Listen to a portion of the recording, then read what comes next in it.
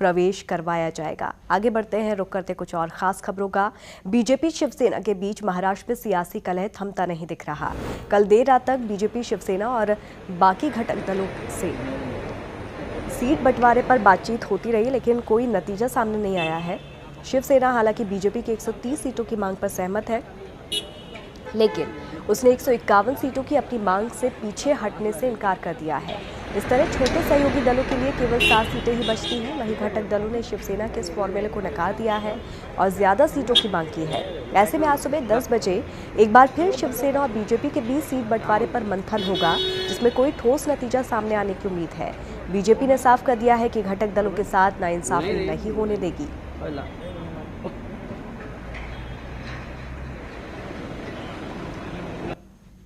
देखिए, भारतीय जनता पार्टी शिवसेना ने alliance partner के साथ चर्चा की है।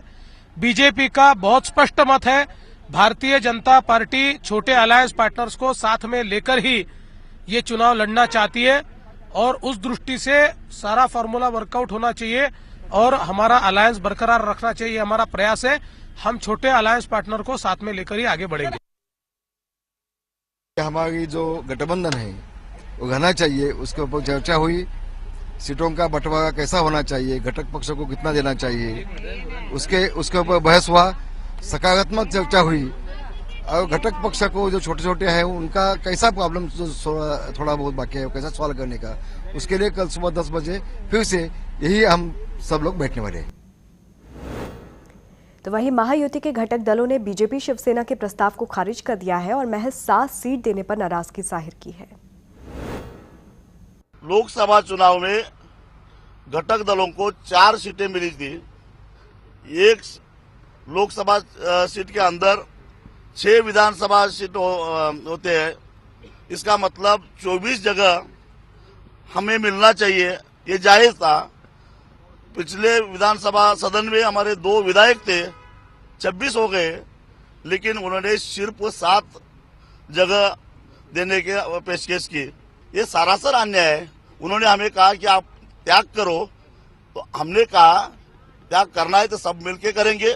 महाराष्ट्र की जनता महायुति चाहती है, लेकिन किसके दिल में कितना स्वार्थ है ये भी पता होना चाहिए, इसलिए हमने ये कहा। महायुति के अंदर जो बड़े दल है शिवसेना और बीजेपी, उनकी तरफ से हम लोग जो गठबंधन में है 4 पार्टी दल जो है, उनके सामने उन्होंने जो अजीबोगरीब प्रस्ताव रखा है। जो महाराष्ट्र के अंदर 288 सीटें हैं, उसमें से 151 सीटें के ऊपर शिवसेना लड़ेगी और बीजेपी 130 पे लड़ेगी और 7 जगह पे सिर्फ हमारे 4 घटक दल सिर्फ लड़ेंगे। हम लोगों ने उसके ऊपर आक्षेप लिया है, उसको आपत्ति उसके ऊपर जताई है। वो सब ध्यान में रखते हुए शिवसेना और बीजेपी ने फिर से हमें कहा है कि हम लोग आज रात में और उसके बारे में सोचते हैं और कल अलग से प्रस्ताव आपके सामने रखते हैं। तो उनका प्रस्ताव का हम लोग इंतजार करेंगे।